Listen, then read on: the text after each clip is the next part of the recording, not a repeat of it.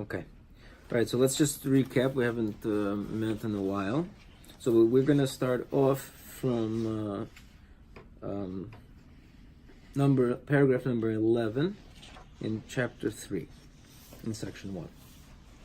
Okay, so he told us so far that there is a creator, and then there are very few things, but very few important things that we know about the creator. Right? We know that he's infinite. We know that his existence is imperative. We know that he's completely independent. Right? We know that he is one. We know that he is perfect in every way possible, but his perfection is part of his essence, and he is simple. Those are the key elements that we know about the Creator.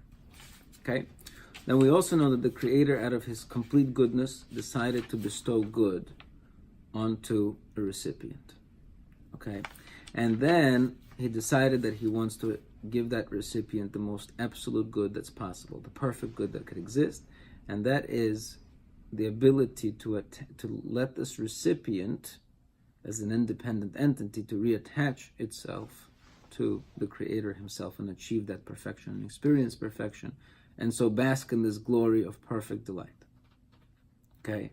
In order to do that, he needs to allow this person to kind of earn this own perfection on his own, because otherwise he would not be the master of this thing. He would just be again just somebody who's given it. But he wants to be godlike. He wants to be independent, right?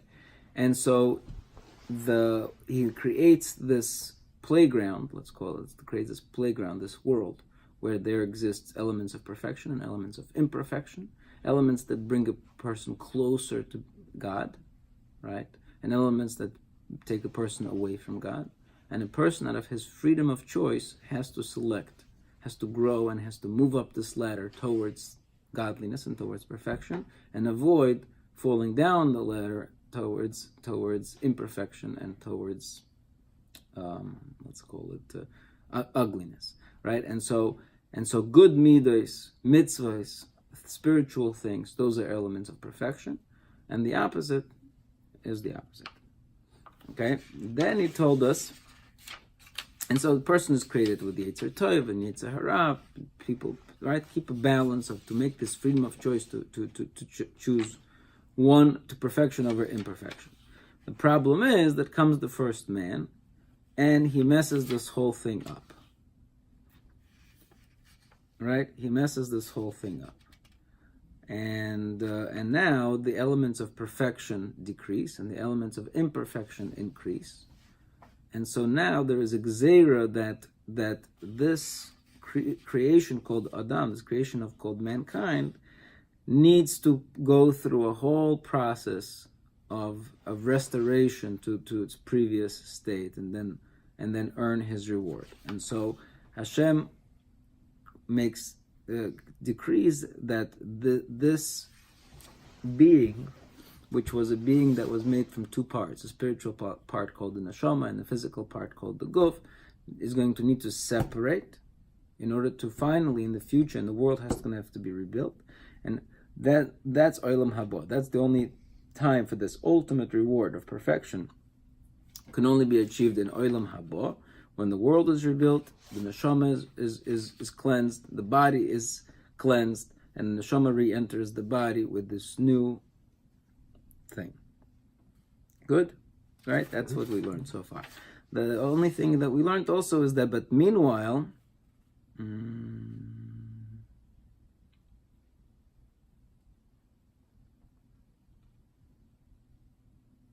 okay, that's it.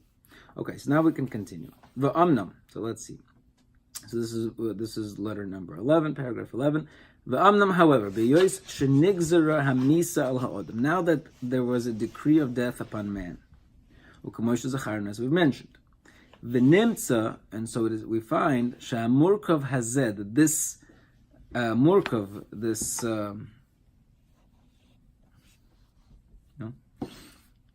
separation, recall. Murkav means composite. There you go. This composite, meaning this man, which is a composite of man of soul and body, tzarech sheyipared lezman ma, has to be separated for some time. V'achar kach, and afterwards, Yoshev le'ischaber, it will return to be reunited. So behold, gam bizman hapirud hazeh, so therefore during this separation time, ro'ui, it's appropriate, it's proper, sheyeh mokom l'shnei hachalokim hamisporim, that there has to be a place, a designated place for these two elements that were separated. No'ois l'mashin yirtzu l'pirud hazeh, appropriate for what is needed during this time of separation. So behold, haguf tzarich sheyachzer li'yisoda, the proper thing for the body is that it has to return to its foundation, v'tiporet harkavosoi, and it also has to lose its composite of what it is, all the elements, meaning, right, it has to break down into its elements. V'tiposed tzurosoi, it also has to lose its form. Okay, v'hoyel hoya min ha'ofer, and since it was originally from the earth, Elov Yoshev, the way to achieve this thing, to return to its basic form, right, and to lose its form, is really to come back to the ground. V'hu mashu omar is baruch shmai le'odom, that's what Hashem tells Odom Arishon, ki ofer ata ve'el ofer toshav, you are dust, and to dust you shall return. Ach haneshama, however the soul, hazoiche b'maseha, the one that merited, even in this degraded state, a soul that merited its place in the future world to come. The only thing that it has to do is only to wait in anticipation until whatever needs to be done to the body is done to the body. Okay, which is strange, but he's saying like this. So we have this Odom, this creature called Odom, which is a composite of body and soul. Hashem decreed that these two things need to go their own ways for the time being. The body has to go into the ground, to decompose, to break down into the elements. And the soul, what does the soul have to do? It goes to Hotel California and chills there for a little while until the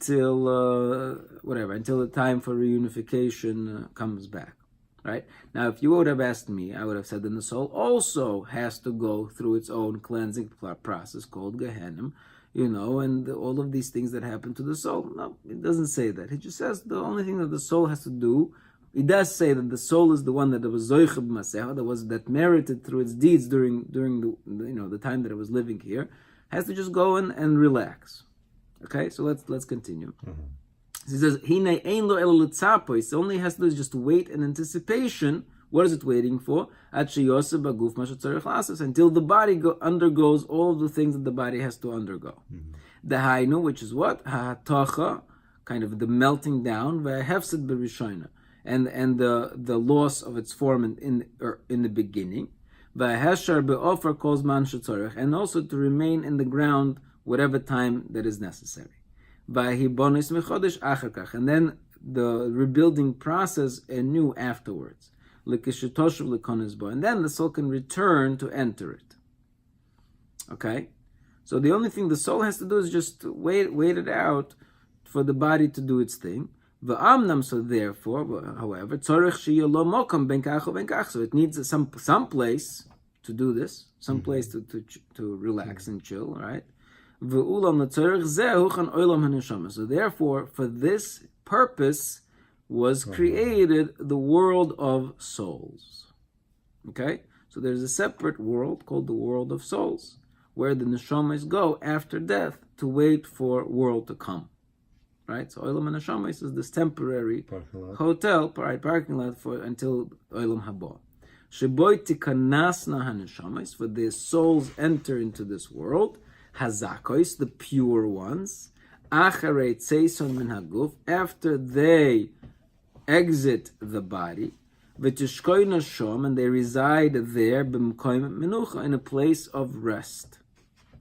Kol zman, the entire time, his galgel, that they're like, I don't know how to say it, it rolls around, ala gufa, upon the body, hadinim, the judgments, haru'uyim leis galgelov, that are proper for to be showered upon the body. So the body goes through the judgment because the body is the source of all of the troubles that the neshama had to go through. The body is the thing that pulled it down. So the body needs to undergo all of these troubles, and the neshama has to just wait and for the body to be cleansed. That's what his picture is. That doesn't sit well with me at all.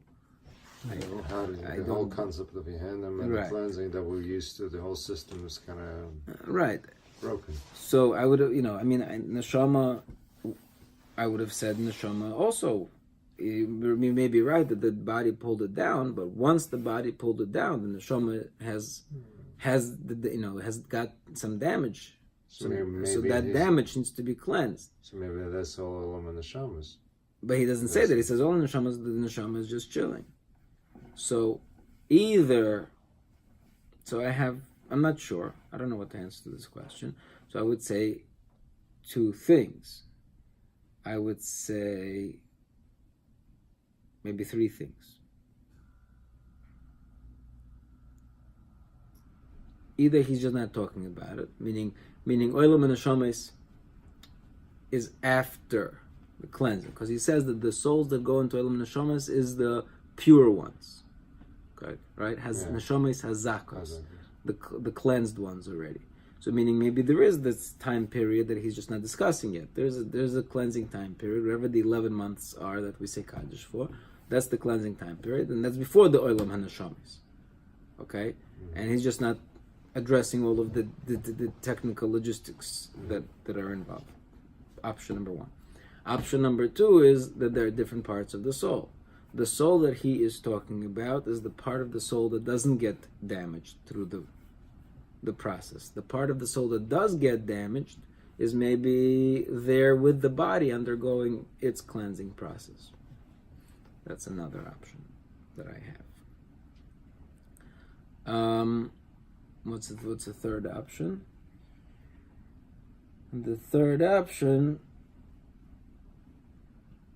is maybe it's not there with the body. Maybe it has its own place that he's also not discussing. That there's also this middle ground that he's not discussing. He's just discussing the part of the soul that is not damaged, that's not tainted by the body. Okay. But we'll see. Maybe as we go on, maybe he'll come back to this and this will become clear. So let's see. V'hinei, kol hazman hahu, this entirety of time, tishkoina haneshomos sehem b'maylo b'tanug. They reside there, the souls reside there in great loftiness, u'b'tanug, in a great pleasure. Me'ein mashi nosin lehen, a somewhat like a micro taste of what will be given to it in the future, achar kach bezman hagmul ha'amiti, at the time of the true reward. So this is me'ein olam haba, as we say, right? So the olam hanashamas, the neshama gets in olam hanashamas something similar to what it's going to get in olam haba. Okay, which is a charna l'mayla we mentioned above. Ki gam ma'alosoi be'olam hanashamas vadai, but also obviously the stature of each individual neshama vadai shetimoided lefi hamasim she'osa, will be measured out in accordance and proportion to the deeds that the soul, did. Meaning, the higher the soul, the higher the pleasure in this olam hanashamas also, right? Just like there are madregas, there will be levels of individual people in olam haba. There are also levels of individual people in olam hanashamas. Shelefihen, that according to their deeds, yimoidei will be measured. Gam hagmul achar kach bizmana, will be measured the reward afterwards in its proper time. However, ashleimus hamamiti, the true perfection, hameutud lazoichim loy, that is destined for those that actually merit it. Lo yasiguhu loy haguf v'loy haneshama. Neither the body nor the neshama can possibly get the true reward. Ella b'his chabram shenis achar hatchia. Only when they are reunited after the resurrection of the dead. Okay, so this is his opinion. His opinion in olam haba, that olam haba is only possible when the neshama and the guf are reunited. Not like the Rambam, that seems to indicate that olam haba is purely a soul spiritual experience, not this, right? Okay. Next letter, Yud Beis. Okay, V'ulam. However, milvad hayois olam hanashamis mokum l'neshamis. Now, besides what I just told you, that listen, I needed a place to place the souls. I created this parking lot, like you said, called Olam HaNeshamis. And they're just sitting there, awaiting their time to return. He says there's another, besides this reason that I just needed a place to park the souls, L'shevas boy calls man hayois mitzapes laguf, as they sit there awaiting an anticipation for the body. Hine oita elas gdoilo, there is another great benefit, nimtzes boy laneshamis atzmain, that comes as a result for the souls themselves, v'achareihen laguf, and then later to the bodies. Okay, so there is another benefit for this olam hanashamis. L'mashi yitztorich achar kach bezman atchiyah, what is going to be needed for later during the time of the resurrection. V'zeh, and this is ki achar shehoisa hagzeira al ha'odam, for after the fact that God decreed upon man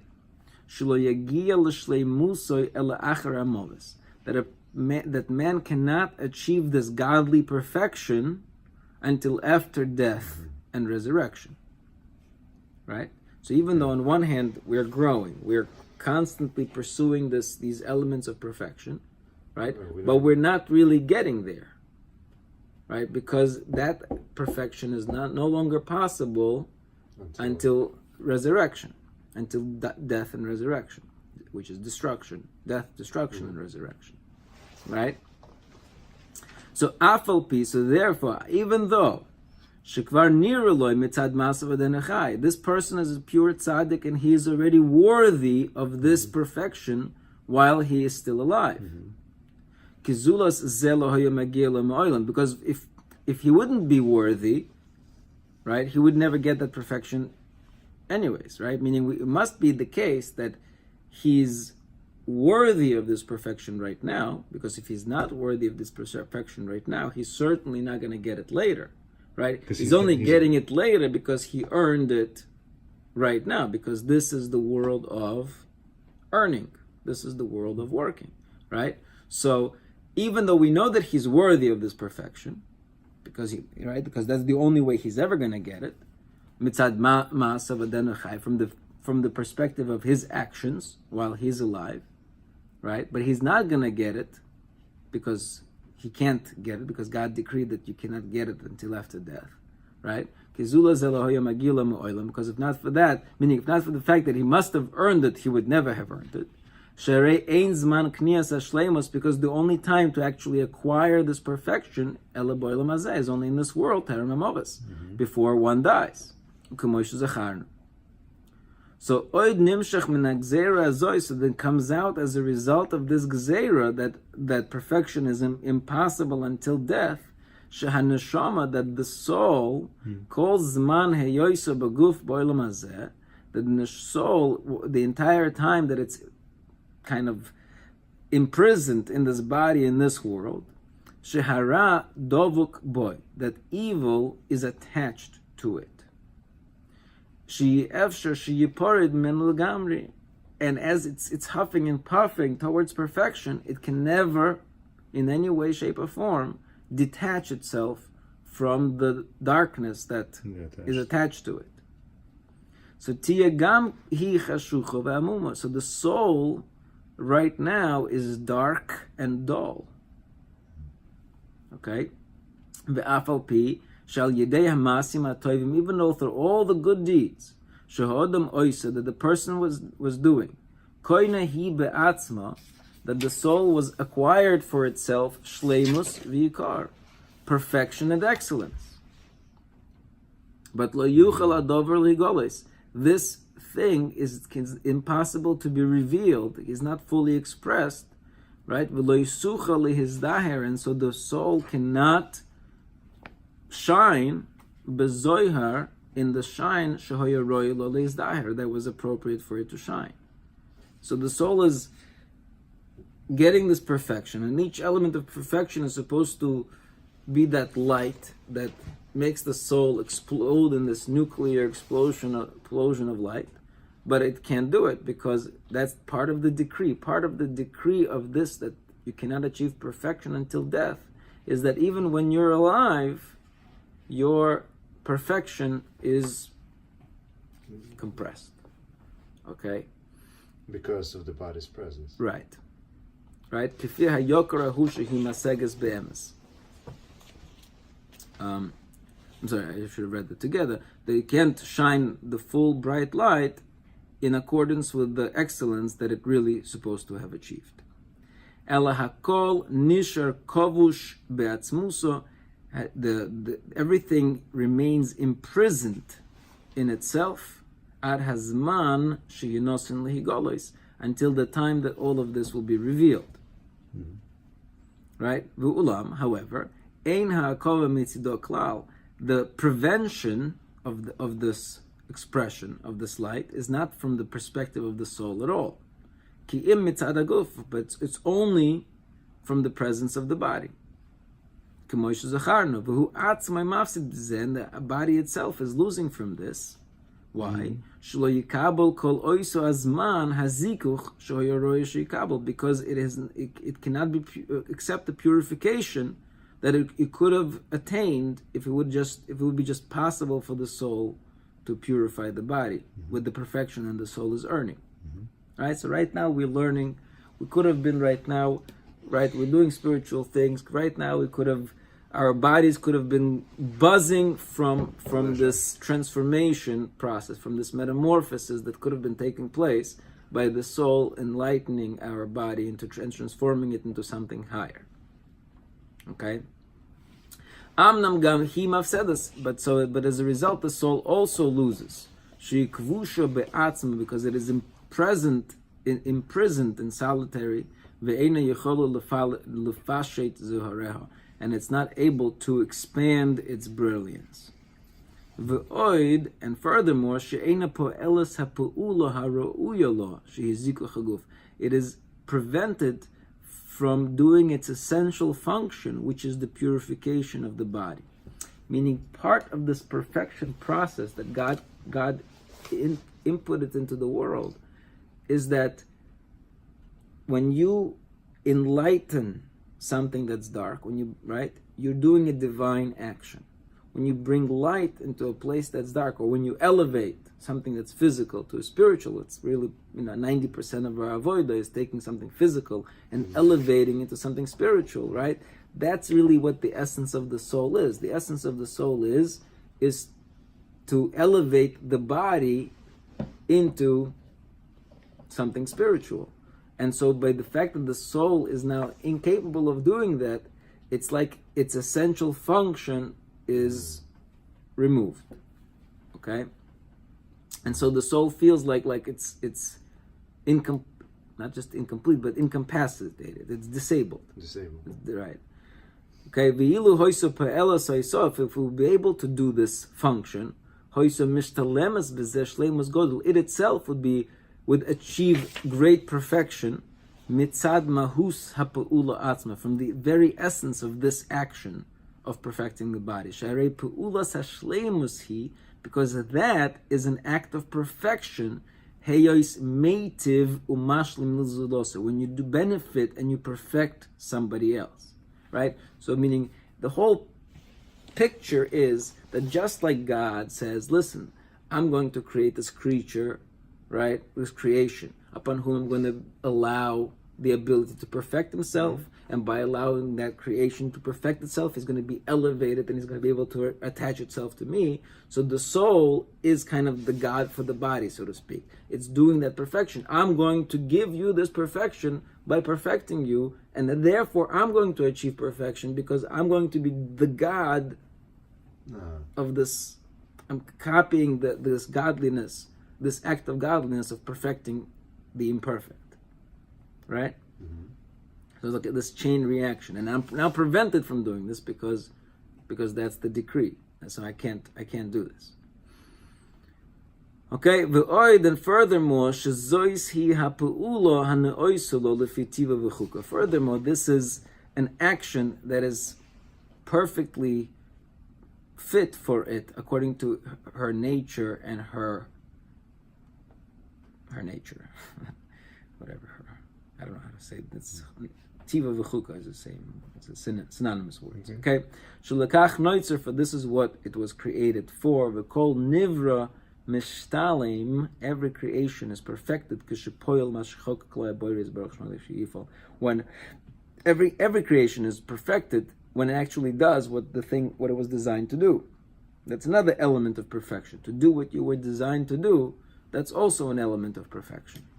Okay. V'choser mishleimus kol zman shelo yifalehu, and therefore it is lacking that perfection the entire time that it is unable to achieve one of its key features, right? To express one of its key features. Good? Mm-hmm. So, okay, but that doesn't explain yet, right? Again, what is he trying to do? He's trying to explain what's a secondary purpose of Olam HaNeshamas.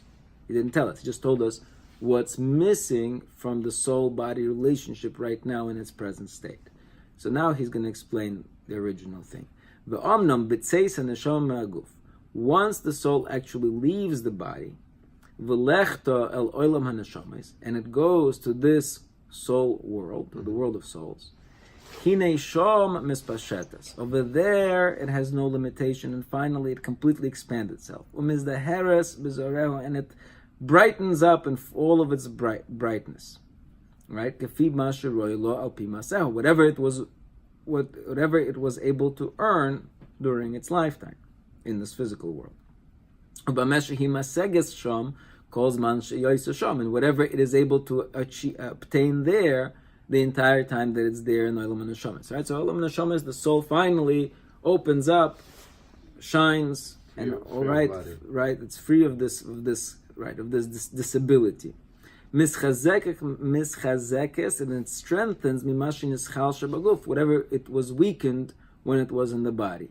Umizdemenes yoiser, so now it's prepared better for what it is going to accomplish during the time of the resurrection. Ad shekeshetoshuv baguf bezman haroi, when it will finally be returned to the body in its proper time, tuchal lifol boy, it will be able to act on it, hapu'ulo haneoisolo, this action that is fit for it, hainu hazikuch shezacharnu. Okay, so comes when the neshama during the olam and neshama, the neshama achieves its brilliance, its light, and its full potential. So when during the time of the resurrection it will be thrown into that body, it will instantly create this nuclear explosion of this whole perfection that it wasn't able to do during its lifetime. It is going to be able to achieve instantaneously with during the resurrection. Okay, so that's 12. Now Yud Gimel. Ve'ulam, and however, tzarich shetela, you should know, ki gam ata, that even now, be'ikones haneshama baguf ha'oiver, that the neshama is entering this temporary body, right? This body that's dark and it's going to get buried. Afal pishloi konsa adayin shleimus b'maseho, even though right now it has not yet acquired perfection through its actions. Hine mitzad yikoro v'zohora ha'atzmi, from just the very nature and the brilliance of the soul, it was proper that it would achieve some kind of purification to the physicality. Even this limited light would transform a person into something other than your typical human being.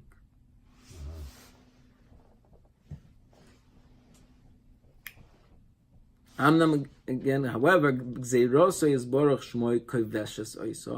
this decree of God imprisons it, and hides its power, and diminishes its light. That this result she's not able to achieve. Aval teishav shoma luto be'atzma, just sits in the body, imprisoned by itself. Be'oisoi hashiur, in the measure that Hashem decided is necessary. But it does have its action upon the body to whatever degree that Hashem's wisdom desired. Behold, in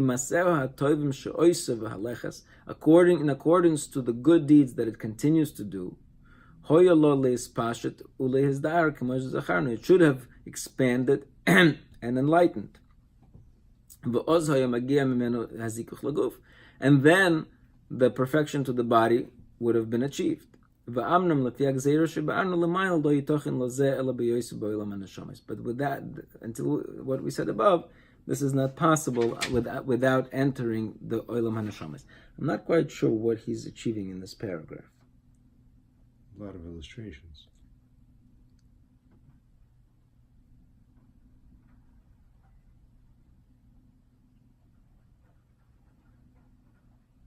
I'm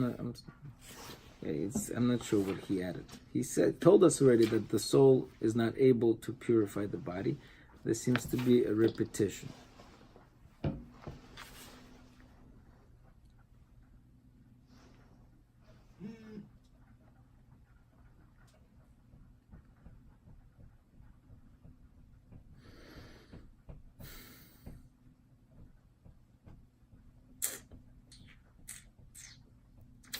I'm not sure. Okay, let's just finish up. Last paragraph of the chapter. Therefore, beshuva baguf achar etchia. Therefore, when it returns to the body after the resurrection, lois esmayit, it will not be diminished.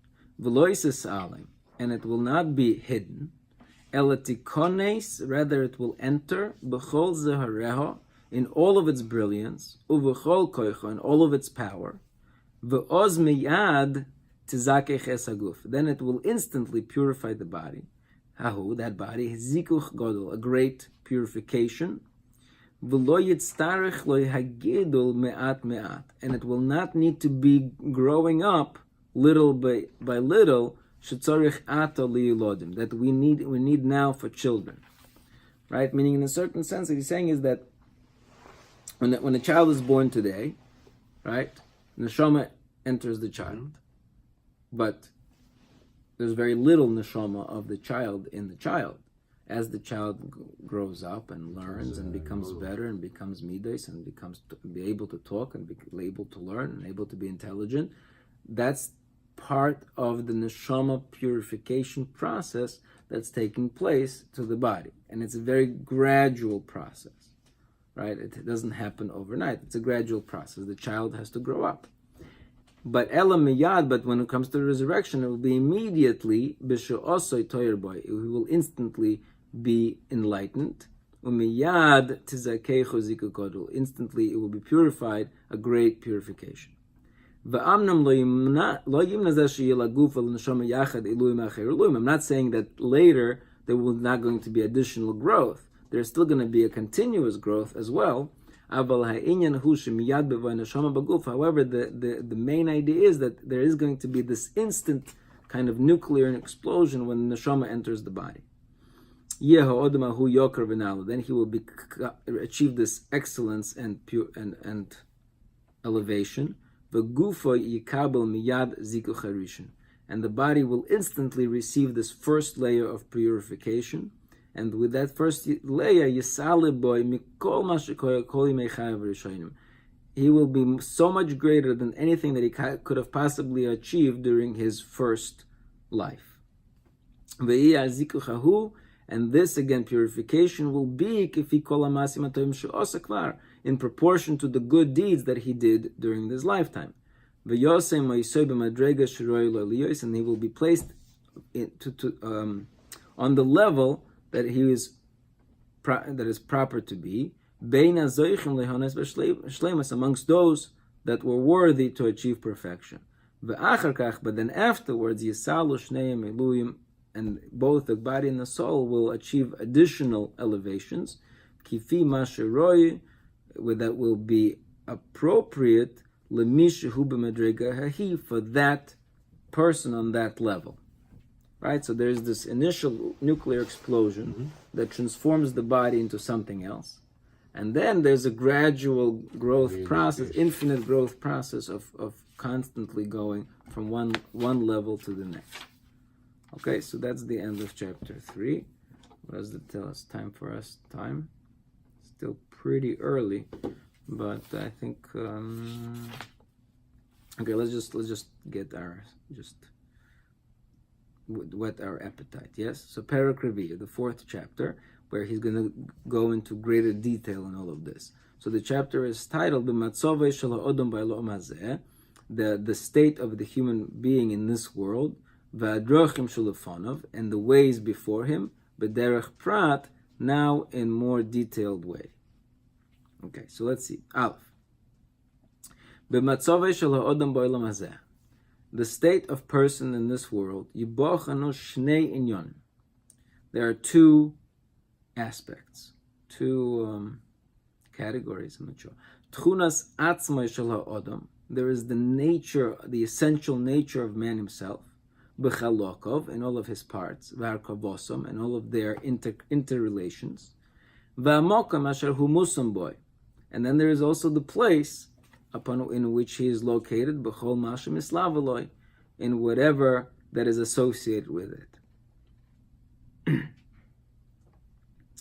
So if we want to understand human condition, we need to understand the human being onto himself, and then we have to understand the human being in his environment. That's basically what he's saying. Right? So meaning he's now going to go deeper into this, the nature of mankind as a mixture, as this composite of the spiritual and the physical.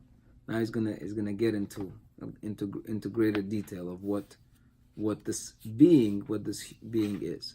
Okay, we're gonna stop here so we don't have to kind of stop in the middle.